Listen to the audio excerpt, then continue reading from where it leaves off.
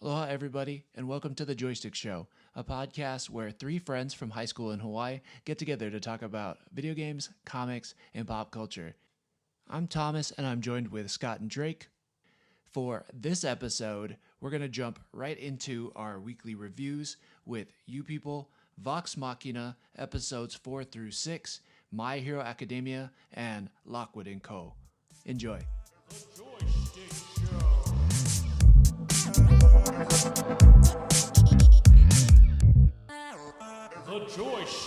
In some ways, something that gives me a lot, or was giving me some stress, was You People on Netflix.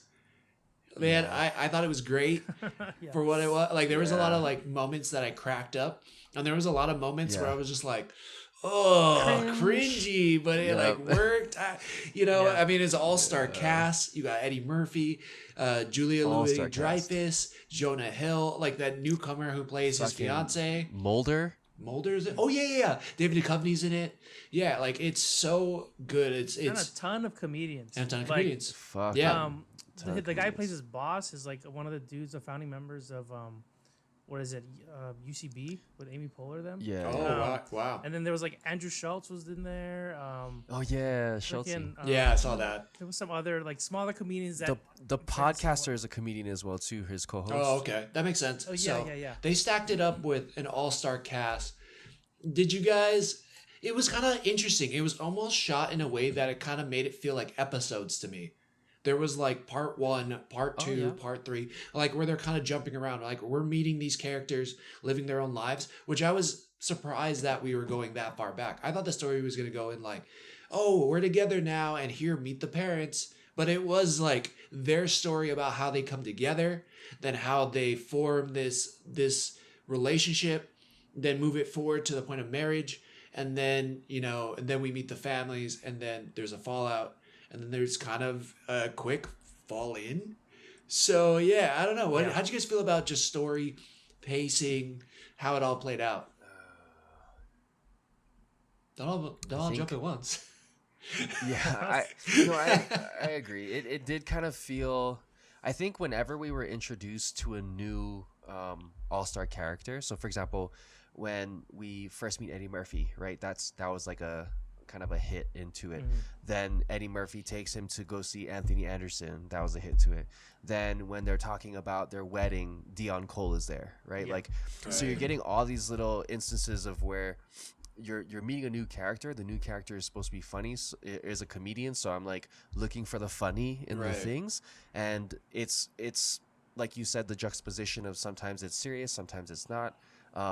Eddie Murphy reprises this role as like an extremely serious character, which not to say that he doesn't play or he has not played, but I rarely see him in. Usually he's got that plus a lot of the, the extra, Axel Foley going on.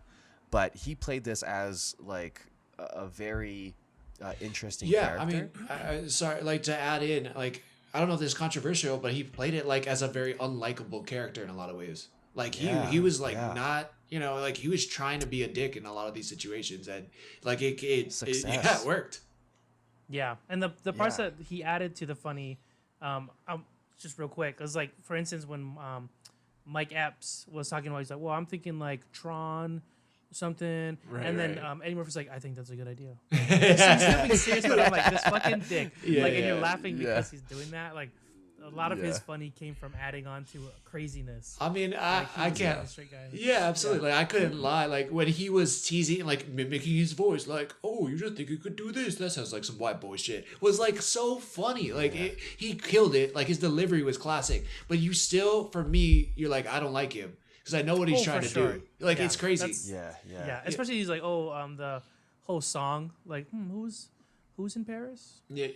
And he's like, he wants it. Oh my God. Two people. I wanted hilarious. To break that window and jump out of the car for him. I was so cringing on that moment. I think good friends. Just in the Paris? context is just like Parisian. All those things being said, like and we can talk about the ending because the ending in itself, I think, was kind of the more not controversial part, but like it was like the least favorable part, I would think, for people, right? Yeah.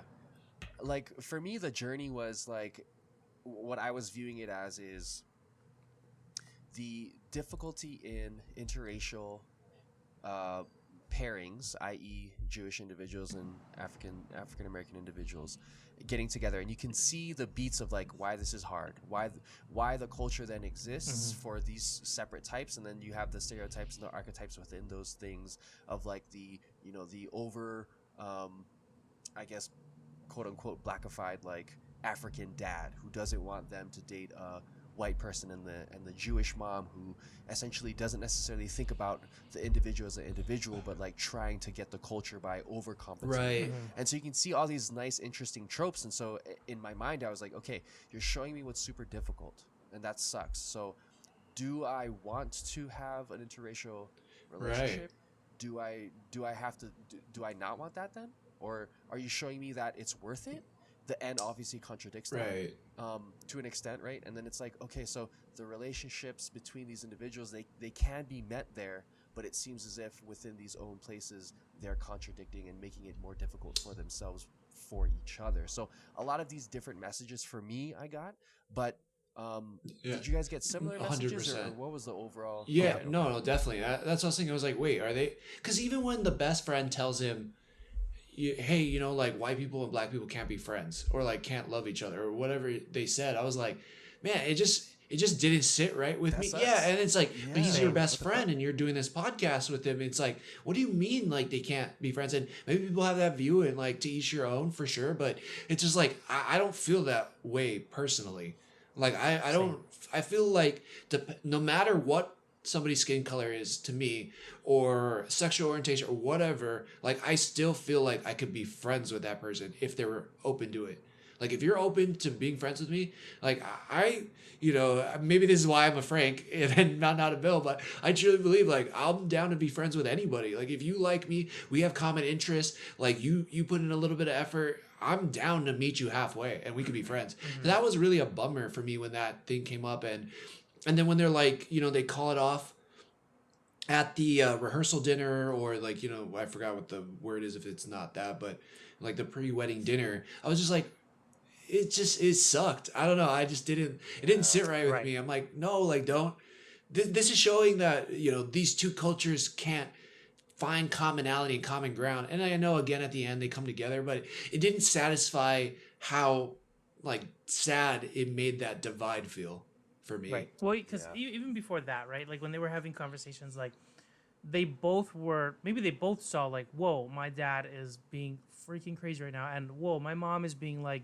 dumb right now, like what the hell? And then they have a conversation together, and they're both like, whoa, my mom wasn't that bad. Whoa, my dad wasn't that bad. It's like a real conversation would be like, dude, we can both say like my mom was like, our parents would be fucking weird right now. Yeah, like we can agree on this, and I don't like it. Right. Even if you like. And then, maybe to an extent, it's like, well, I want to be a little defensive toward my parent. They seem like they were still at a stage of like love and like partnership where it's like, okay, like I get that my mom, like I didn't see any bit of like, they were like completely on their parents' side, which is weird. Like she's like, well, I didn't see my mom do anything wrong. And I'm like, you just physically showed us that you were like, your mom was out of line and stuff, and then now you're like super defending her. I was like, there's certain scenes where I was like, like I didn't play out the way I think it would realistically. I have a potential. Right. Oh, sorry. I have a potential unpopular opinion to share once you guys. Oh, okay. And then could I jump to like that part at the yeah, fire away, man. When they break up order. Okay, yeah. So, Drake, remember it was because I'm curious. Yeah, please remember that. I got it. But the other part I really didn't agree with was like because their parents aren't getting along, and the way their parents are making them feel, like his mom is making her feel a certain way, and the dad is making him feel a certain way, they in turn took that as like, well, I guess we shouldn't be together.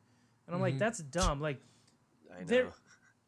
in reality, it should be like, well, fuck the family. Like, I love you regardless. Like, so we can move somewhere. We don't even need to see them anymore. Like, that's like, that would be the normal approach. But it was so weird for them to be like, nah. And then, like I was mentioning to you guys earlier, like not even like hug, or like if you guys really thought this was it and that's the last time we're gonna see each other, it's just like, I don't think we can do this. A little bit of tears by no physical contact. I'm like, what? That's not realistic at all. Like, yeah. Some of it just like the decisions in it made the pacing kind of weird for me. where Yeah. it was like speed up to like really slow down, and then it was like speed up, like we need you to just like walk off screen because we need to get to the new scene. You know, it like, and because of that, it didn't feel like genuine. And I get it's a comedy, like, and everything should be maybe for them comedy first, but sometimes it just didn't work. And I think one of those things was the end, because it's just like, hey, our parents are cool now. Yeah, well, let's just get back together. Well, you know what? Okay, cool. Everyone's here. Let's just get married. I'm like, no fucking way. It would take another like week of us talking things through. Why did we just call it off there? Like, you know, how do we bridge that type of emotional stress and trauma that we just had? Because that seems a little brash to do it. I don't know. And it's cute. It's cute for the movie, but it just doesn't, like, you can't just do that and then all of a sudden it's like the end. It's like, whoa. I don't know. It just didn't really work for me. But there was a lot that did work for me in this movie. Jonah Hill is still like the best, like, awkward comedy humor. Yeah. Eddie Murphy's still a star. Like, every time he's on screen to me, he commands presence. He's, you know, Julia Louis-Dreyfus had her moments where I'm like, she's pretty funny, and like I feel like I have family like that, so I get it. And yeah, and then like I guess if her point is to make you feel cringy, like for her, like she did a great job. Yeah, like, I would be curious to see like our moms talk about it, if they'd be like, oh yeah, like they would love her character, or you know, maybe our moms love Eddie Murphy. I don't know. I would just be curious to hear that side of things. But yeah, you know, I liked it more than I hated it. I will say I didn't really hate it at all. I liked it more than I disliked it, I should say. I agree with that, and I think I can come off as like I've been really animated sometimes, and like it sounds like I'm really pissed off about things, but no way, bro. Yeah, I fucking am, dude. Okay? Oh, can I see it? Yeah. No, but yeah, I get really passionate about certain things, but I did like the movie, like you said, more than I disliked those parts. Like, there was a lot of comedy throughout it, even from like the very beginning when he's talking to his boss. He's like, "Yeah, you gotta beeps up, big." He's talking big to his dick, doctor. Guy, whatever. Oh, big dick. No. Yeah. The show's fucking. Do you remember when they were talking about? He was like, "Oh, so how's your circumcision going? Well, how would I check on it?" Oh yeah, and he's like, I was like, "Wait, what?" Oh like, yeah. I'm pretty sure he's a pedophile, and he's just like wanting to see my dick, and the mom just blows it off. I'm like, that was crazy. She's like, yeah, he's like that. Yeah, you're like, okay, is that fine? Like everybody's cool with that. Yeah, that whole like Jewish thing in the temple, like the dialogue between him and the sister was funny. That was pretty great. The scene after the barbershop, because it's, you know, he's like being forced to take off his hoodie, and he's like, what, are you gonna let them talk to you like that? Like, then you're gonna be their bitch. He's like, I'm gonna be their bitch. And then after that, he takes him to the basketball game. Right. And I was like, well, you know, it'd be hilarious if Jonah Hill was good. And then that's what happened. Like, I did love that twist as well, where he's like, oh, I'm gonna get you. And he looked terrible at first, but then all of a sudden he's like dropping like dimes. Yeah, I was like, yes. And then, it was just great. Like, it was like at that point, and everybody's showing him love, like maybe you could start seeing maybe he is a cool guy.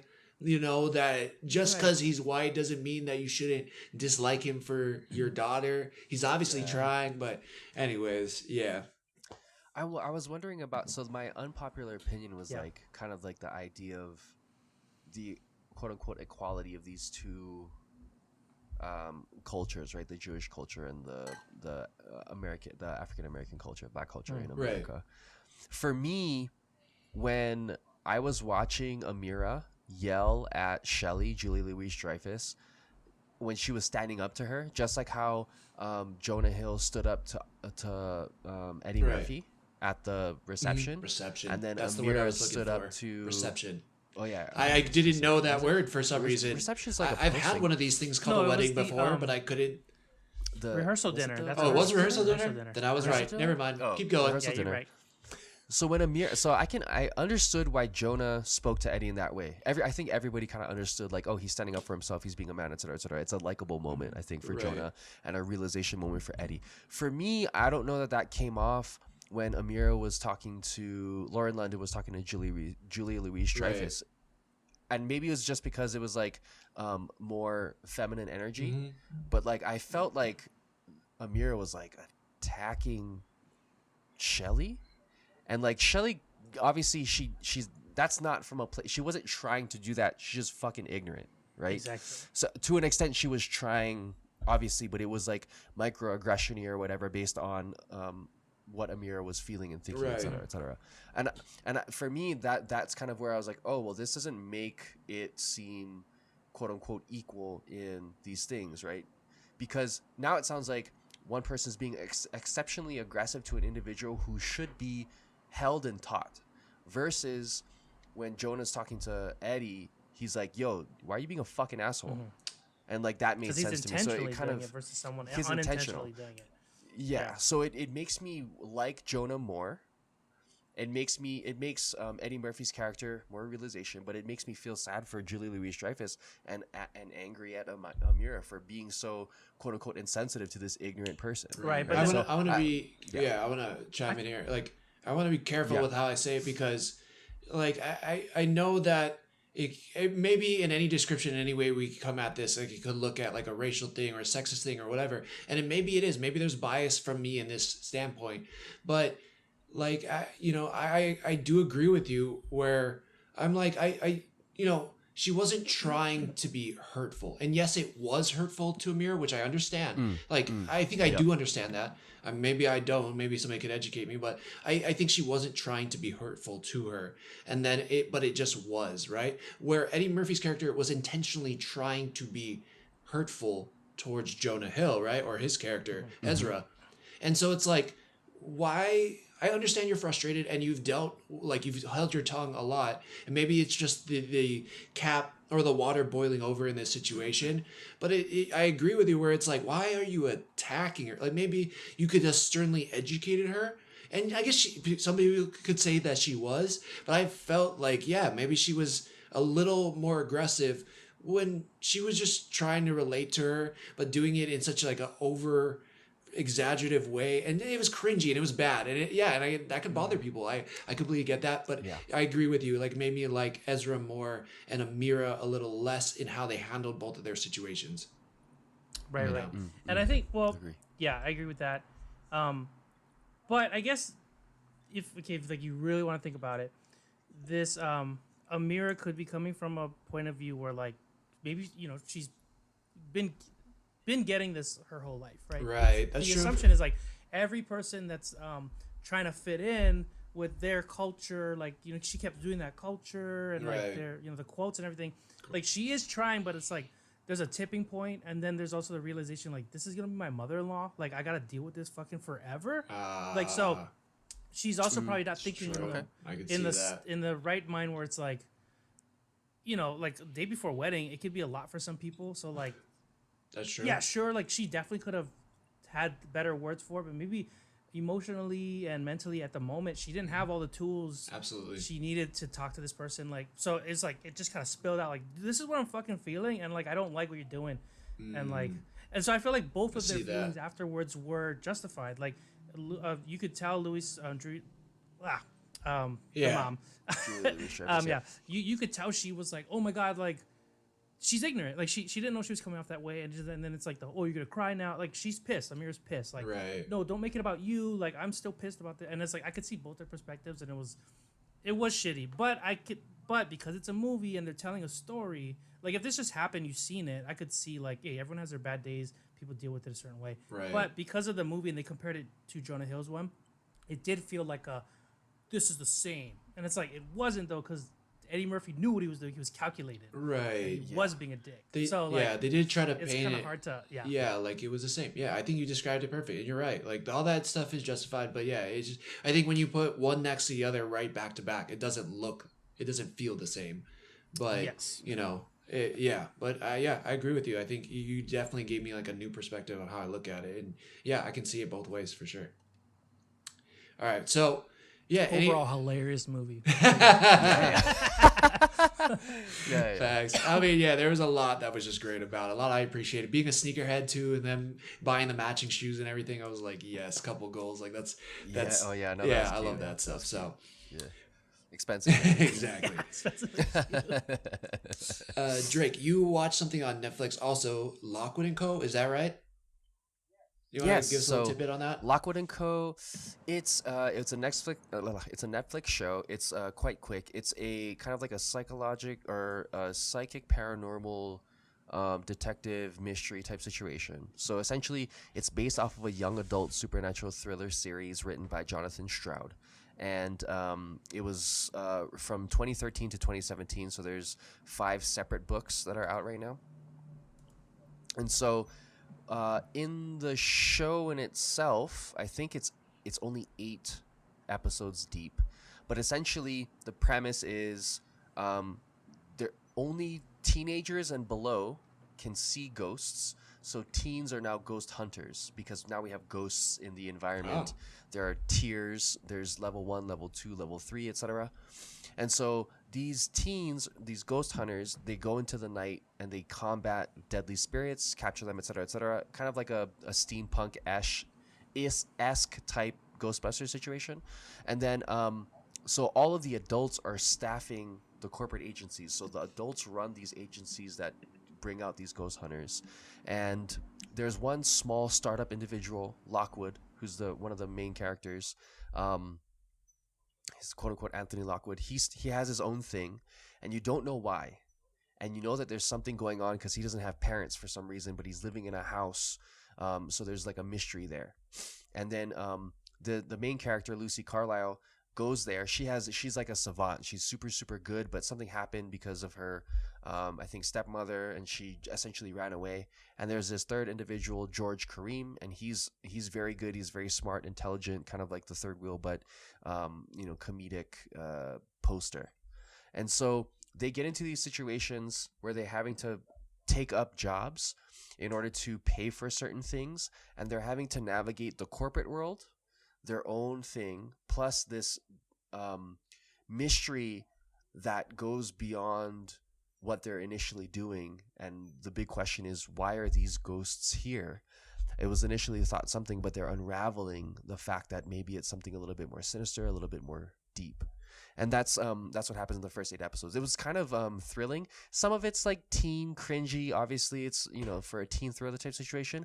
But the whole time you're asking, wait, what is this? What is this? When are we gonna get to know about this, etc.? So it does keep you quite involved. Yeah. Does it answer those questions? It does. I haven't read the books. I would assume there's going to be individuals who have read the series who are going to kind of make or break it moving forward. But it does kind of like their actions you understand, even though sometimes you're like, why the fuck would you do that? It does kind of give you little hints every single time, which, for what it is, it's not terrible. If you have time to watch it, might as well. Okay, cool. Right on. Sweet. Yep. All right. Yeah, the trailer looks good. So, yeah, definitely have to check that out. All right, we're going to get into some animation here. We got, I'm just going to catch up on My Hero Academia for our anime portion. There's a lot of great anime coming out this year. We should have also talked about how One Piece has a new poster out. I'm excited about that. But that's all right. You can check that out on social media. We have some brief comments on that. But My Hero Academia, I believe, was episode 17 for season 6, was kind of following up the Todoroki family, kind of what happened and how Dobby became a villain. Really cool. Like, it was just an interesting premise where, now in this culture, in this world, people now marry for quirk creation, and we get to see it play out here. Everybody with Todoroki's mom and Endeavor, they basically are married so that they can produce kids. And something that would be ultimate where, would have these ice powers mixed with Endeavor's fire powers. And he's trying to create that perfect kid. And Toya comes out first, who then becomes Dobby. And I loved how they were kind of bringing some science into it, where they were saying, like, he has all the firepower, but his body can't handle it. Like, his DNA comes from his mom, so he's more adapted to cold, but his powers are fire. So thus, that's why he burns himself. I was like, wow, that's a really interesting perspective on, like, why the character looks the way he does and stuff, which I thought was dope. And yeah, we kind of follow him and his fall from grace in the family, and we see Endeavor just be a complete piece of shit, beat the wife, and you can see how he shut Shoto Todoroki off from his family, and how he was like, you got exactly what we've been trying to make. You're going to surpass all might. Like, you can't do any, you can't play with your siblings. You can't have any fun. Like, all you're doing is training to become the best hero possible. And it makes a lot of sense for how stoic and how, like, driven of a character he is in the show. He's, like, my favorite character. And, I mean, just because of the power, but, like, also, like, attitude. I don't know, I just, like that character. There's so much I like about him. And, yeah, it just made a ton of sense. And at the end, we see Endeavor just, like, feel eaten up about what he's done, not only to Toya or Dabi, but also what he's done to his family and how they're still by his side and like they're going to support him. And then at the end of the episode, we see Hawks and Best Genius come in and they're like, yo, we're teaming up to bring all the villains down because it's getting nuts out there. And that's what, you know, we're left with that little tidbit. And then we get asked about, or they ask Endeavor about One for All. Or All for One. No, One for All. That's what it is. Yeah. I know. I always get messed up too. I always have to like think about it when I'm reading. I'm like, Two for one. one. Like, which one's for everyone and which one's for yourself? Yeah, exactly. I one. That's the way I have to break it. Yeah, which one's for myself and which is for everyone. But yeah, I don't know. Any thoughts on the episode? I loved it, man. Like, I thought this was great. Because the last episode felt like a filler, and this one actually like completed that filler arc in a way. And I learned something about Todoroki that I wasn't expecting to, but I did actually like because it deepened my like for the character. Right. Yeah, no, I agree. I think the denseness of the emotion that they're getting into through kind of the upper echelon of characters, right? The heroes who are heroes now versus like the classes, the class kids, the students. You're seeing how that's to an extent that makes you a hero, right? The amount that you're willing to sacrifice, that you're willing to put in, the passion, etc., etc. How that translates to the youth, though, right? So different. Mm-hmm. And what he thought was right for what his mind was, that comes crashing down when the reality of the situation kind of comes to fruition. And you're seeing now how the youths saw it, how they handle it, and how now the adult has to handle that repercussion mentally, emotionally, physically.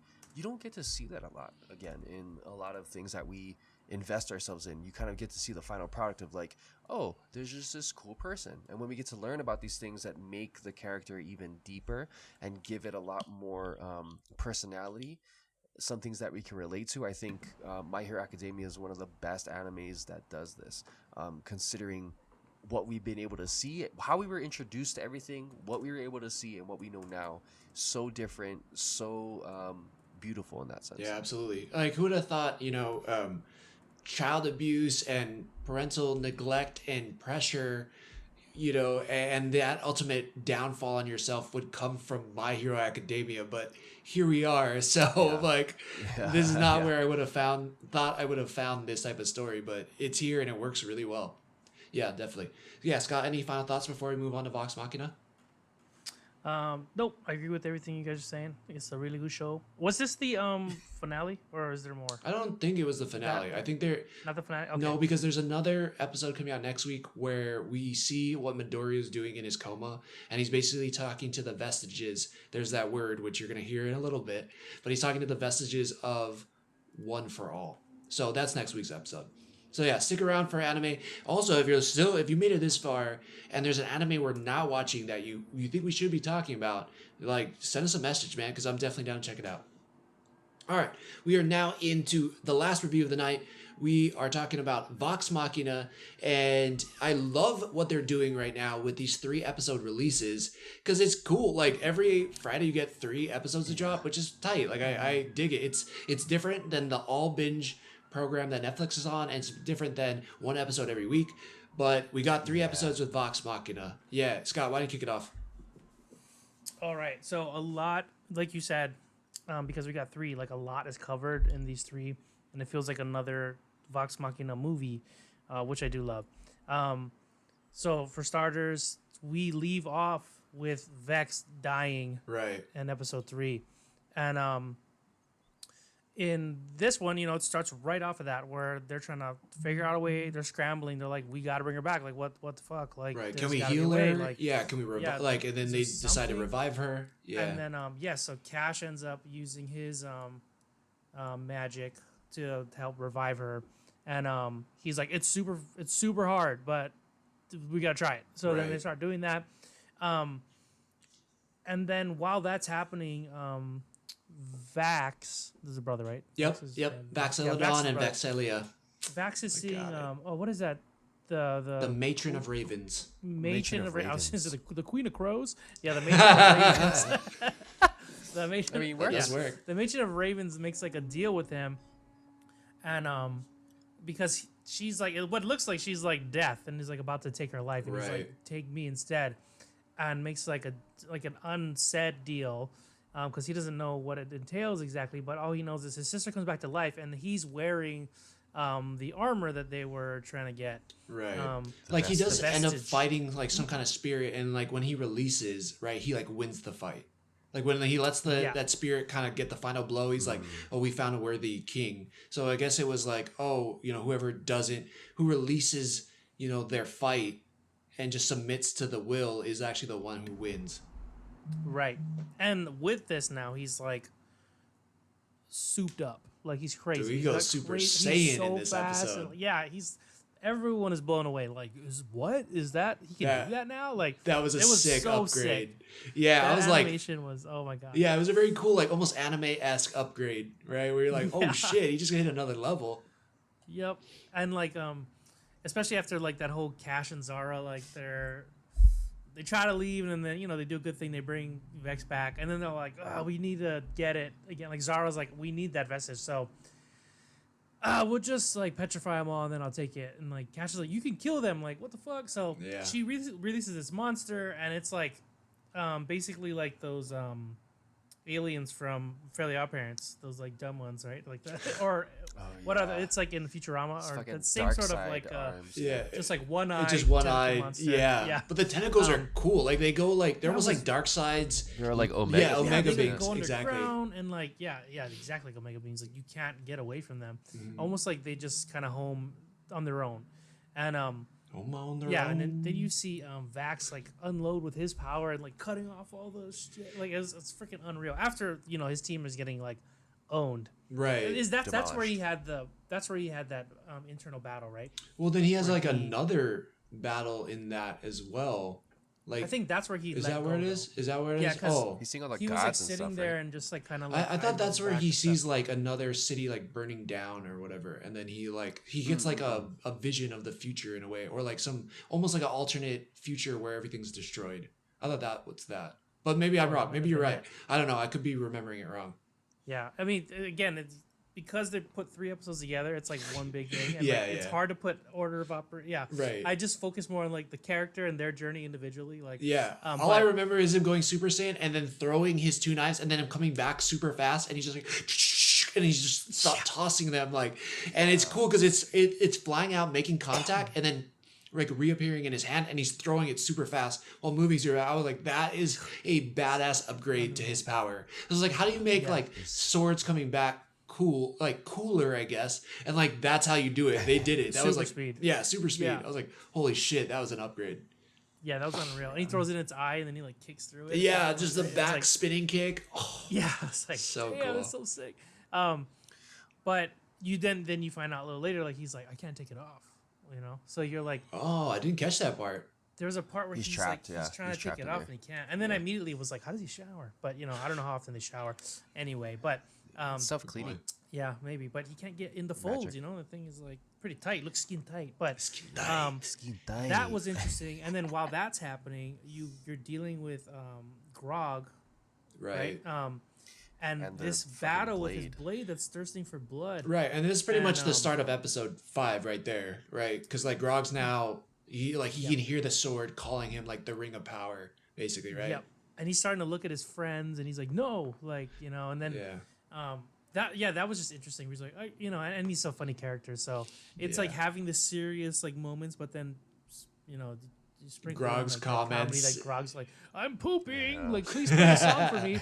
And then Scanlan's like, okay, I trained my whole life for this, but all right, here we go. And then you get to hear the whole song at the end of the episode, which is a good song. Like but it was just like really cool seeing that, and he's getting these visions of like all his friends dying and like possibly by his hands, right?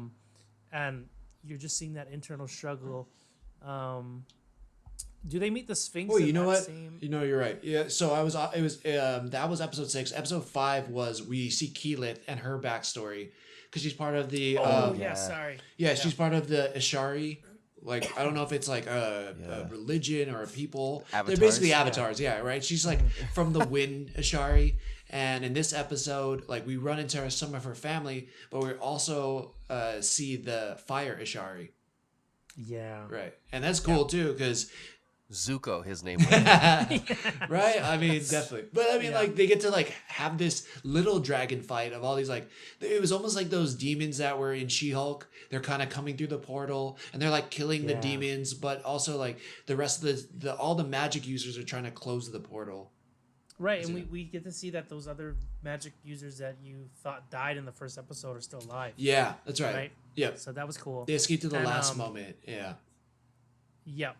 And then you see more of Grog like killing these enemies, but it's like it wants blood. And he's like, they don't have blood. Like I don't know what to do. Yeah. And he ends up oh no, isn't it later on, right? He feeds it a little, right, with his own blood, which is pretty cool. Yeah, this is in the and that's in the next episode where they meet Right, the that's the Sphinx. next one. Yeah. Yeah. So but Wait. Keyleth in this one ends up like tapping into fire avatar mode Mm-hmm. and like she learns that like her mom could like touch fire because it only burns you if you let it with like their ability. Right. And she learns to tap into that, ends up entering the fire realm, closing it from the inside Yes. by turning into like this giant fire like monster thing, and just like laying waste to all the demons just by like stomping or some shit, right? Like that was really cool. That was cool. And She then was she- like a yeah. wraith, but like in fire armor. Like rather than just being like a black ghost, you know, from the Rings of Power, Lord of the Rings. Yeah. She was like a fire wraith in a way, and just stopping things that and was whatnot. dude, that was so sick. That's really And cool.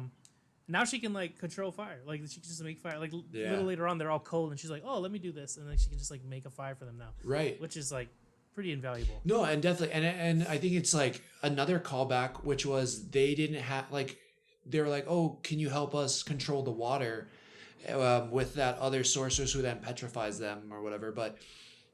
She's like, oh, I'm not good with water. Like, I don't know how to do it yet. So it's like, it's only a matter of time before she learns how to now also control water. You know, again, kind of like Avatar: The Last Here comes Airbender. Avatar. And you know what? But I'm about it. I'm 'cause about it, this show's too. doing it in a way where I want to see it. Yeah. And I don't think it's like too much of a ripoff. Like I want to see it exist. No, for sure. Like, nobody has a Yeah. claim on elements. Like, you know what I mean? Yeah, exactly. I'm like Keyleth, like her unconfidence in herself makes me upset. Is that so? But I mean, that's a part of her character and her whole thing. But like, Well, she has like no confidence in herself at all. You know what I'm saying? Like, again, it's one of those things where I feel like the team kind of completes the areas that she lacks. So I like it because you can't have a team full of everybody's like they're all badasses in their own way. But you can't have a team of everybody who thinks they're the best in the world. Like Yeah. you need But no, somebody but I think- who's like unsure and still fulfills a role. Yeah, I agree. For the balance of like writing a story, Right. it makes sense that they're not all like I'm the best, because then it's boring Right. as fuck. Grog has like but- no fear. Like Percy's like super intelligent and royal, and like Vex and Vax are like these elves who are badasses. Like, yeah, I don't think all of them could be like hyper confident. Right, but I think also they kind of showed why she's kind of the way she is and like her lack of confidence in this episode, in the 5th one, because Right. it seemed like she gained a lot of her strength from her mom, and her mom not yeah. coming back from that journey that she was on, like really like stunted her growth with her powers, like probably right there in time. So, you know, like now she has like she's like if my mom, my hero, couldn't come back from this journey, like I'm too afraid to go on this journey, like Right. you know. So I think it's more so even like the initiation of going on the journey that's like keeping her like stagnant or like in this loop of never growing. And like but it's good, like she has this team that's helping her, push her, and then she has these moments now where she can overcome things and stuff. But I think it's once she gets closure about like her and her mom, I think that'll probably like give her a lot of confidence. get better. But Yeah, I can see. I mean, I can see in terms of like for the character building moving forward and like having the dynamic as a team, like there needs to be all these archetypes. And that. Right. Did we? When was Trinket's backstory? Because I really like Trinket's backstory. Trinket's backstory Oh, was that at was- episode 4. That Yeah, was- because that it starts off with Vex and Vax. Like, right, we pick right up where episode 3 left off, but then we go back in time and see how they become when they're kids and they're on the run, and then they get thrown in that cage with Trinket's mom, I guess, has all the arrows. Yeah, that was Yeah, sad. and then she picks up Trinket and it's like, we don't leave like the little ones behind, or she says something very, inspirational or something there. But yeah, Right. yeah. Oh, and it's cool now that they have like they basically have a Pokeball. Yeah, I know. That's what I was gonna say. There's freaking Pokemon over here. Yeah, that's true. It's so cool. Trinket, you want to get inside of this thing? Yeah, just Yeah, go back out. I Like, know. I okay. wonder if they're gonna put like other creatures in there, like That'd that, be cool. like maybe something bigger and more badass. They That capture maybe it. joins. Yeah, or they pull out and a moment of like they now fight the whatever they call them, something conclave, the dragons, and like now they have like a super monster in there that they can I pull think out. for sure that's gonna happen. Actually, Yeah, that'd be Yeah, super that'd be crazy. that'd be awesome. But then we get into episode 6, and I love this because it totally shows. Again, we're kind of talking about the different archetypes and how this show does such a great job of showing what each person brings to the table. And like when you have this many characters and this big of a team, I think it's pretty hard to do. But it's like whoever's writing this, or I guess the story that they've all built together, is really great because it allows each character to shine at different moments, right? Keyleth was episode 5, Vex and Vax were episode 4, or I guess Vax was episode 4, and in episode 6 we get to see Scanlan, right? Yeah, do you guys want to take it away on this one? Yeah, I mean, they meet the Sphinx, and I definitely knew like, which is great though. But I'm like, he's gonna have to, they said like you gotta make me hurt, but like they all thought physical, Right. like, and I was like, he's gonna play a song or something. Oh, you It's did? gonna, like, yeah, Yeah. It's like got it because music moves the soul, and like I knew it was gonna happen. So it was that was great. But yeah, it was cool to see Scanlan, like almost like befriend like this godlike creature. Like he's Right. always seen as like the jokester. He does cool stuff. He's kind of like a Green Lantern with music. Mhm. But there are times where you're like, this is too big for Scanlan. But like to see him like could take control of a situation like that could have ended them all like they all could have ended up dead. Mhm. Like it was definitely cool to see them all get their time to shine. Because back to anime, like you see some stuff where they build a team in a show, but they make it known like they're never gonna be as good as the main guy. Right. Or like this B, C, D guy over here, like they're gonna always stay D, and that's it. Like they'll get powered up along with everyone else, but that's just it. Everyone gets powered up, the world gets powered up, so they're always shitty. But it's Right. cool seeing them all grow and like all be able to pull weights. Like there's a time where each one of them is the one saving all of their lives. So Right. yeah, it's pretty bad. It's cool. But, yeah. It's like a very awesome and unique storytelling way where we're like, who is the main guy and or girl in this situation? And there's not one. They all end up fulfilling a role perfectly in some situation. Like there's no mastermind. Critical role. Yeah, there you go. Yeah, There you go. Yeah. Like They Keyleth all saved their have a lives critical pulling them role. through that tree. Hmm. Like like they all have this role. Like Yeah. I mean, Trinket. Did he do anything yet? Trinket, Trinket's the only one. he killed Trinket's some of badass. those mermaid monster things, which was cool. Like the Shape of Water Yeah. monsters. He did kill some Oh, of those. you're right. That was cool. Badass. Yeah, I loved it. I loved it. And just like, yeah, he touched the Sphinx's soul, and then they give him the vestige of the sword. And then in an unexpected turn, I thought maybe, that sword would be the final blow to this dragon that came in. But then the Sphinx and the dragon fight, and it's so dope. Like, it's not something I would have ever thought I wanted, but now that I got it, I'm like, yes, that was sick. It was just a cool Yeah. fight. Yeah. And it lets you know how strong these dragons are now. Yeah. Yeah, stronger than the original like gods of the world. Yeah, it's like Right. holy fuck. Now you have even more fear, right? You're like, okay, they're this strong, like Right. fighting gods. Yeah. Yeah, exactly. Like their power level is so skilled. And this is one dragon. There's still like 4 or 5 or 3 out there. I don't know how many are out there, but in the conclave. But there's a lot.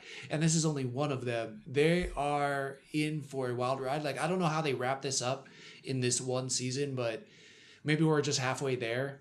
But it ends in such a sad point, which, Grog's premonitions now come to real life, right? And he stabs Spike. Yeah. Yeah. Damn it. That was sad too. Like, because they gotta go. Like there's like that point of like we can't think about this too much right now. We gotta just fucking go. Right. But like Grog is panicking and he's like, and he he's like he's a simple dude, so it's almost like Lenny and Mice and Manners kind of dang. ish. I Like knew he you were doesn't mean to going hurt there. He doesn't mean to hurt the animals, you know. Like, But this one was his fault. Like, it's like, stop. Like, why? He goes to what Drake always does, like communication. He didn't tell anybody that this thing is speaking to him and taking over him. And like maybe somebody should have known, but at the same time, like Pike was trying to, hey buddy, you all right? Like what's going on? Like you're acting weird. And she kept asking him, and she's always been his like number one supporter and confidant. And he was so lost last season without her. It's like you'd think he would have opened up to her. So it's definitely Grog's fault in this situation. And for sure. Yeah. But you gotta think too, like this could very well be like Grog being the way Grog is. When has he ever been in a situation where in order for him to get out of it, he just needs to tell his friends. Like he's usually the dude that's like physically just gonna deal with it or lose the fight and be knocked out, and then someone else will I doubt his character runs into a situation where it's like, he can lean on his friends by talking to them and stuff. Like his intellect is very low. So that's a good point. I could see that point. Like maybe he doesn't know how to be open and like be vulnerable to people, no excuses. I mean, definitely though. It definitely. Fucking tell your friends. Like, these are the moments where I'm like, okay, I get it, but you guys all been through so much together already. Right. At this point, you guys are open books. Like, fucking. You think, yeah. You guys lived through death how many times? Like, just tell each other everything if it's gonna save. Like, in the other episode where Percy's like, oh, someone came through here, and like, everything good? Yeah, everything's good. And then in this one, Grog, they were saying like, oh, someone looked like Grog, and he had these gauntlets, and Grog's like, oh yeah, that's weird. And it's like. Again, Grog, not fucking telling.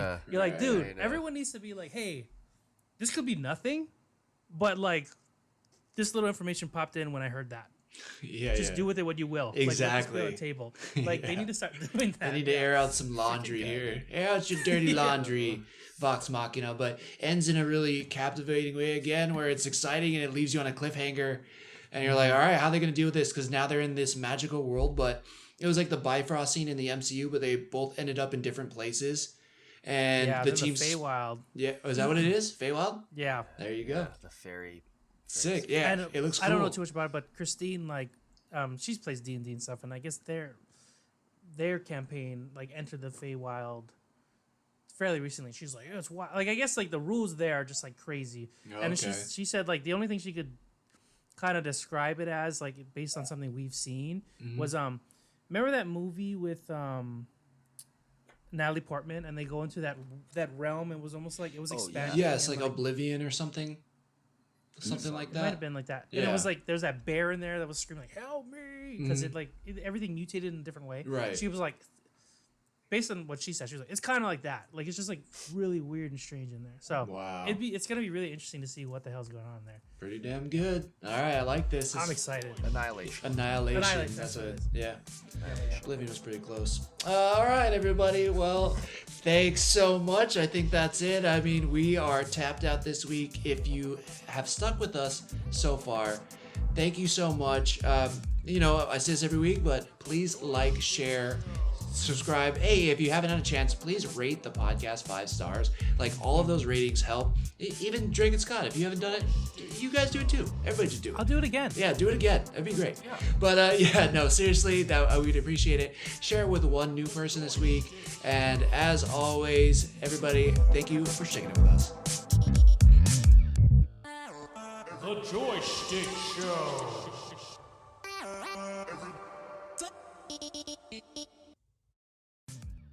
If you've enjoyed what you've been listening to, we'd really appreciate a follow, subscribe, and a review. Just how we like chatting with our friends, please share this with yours.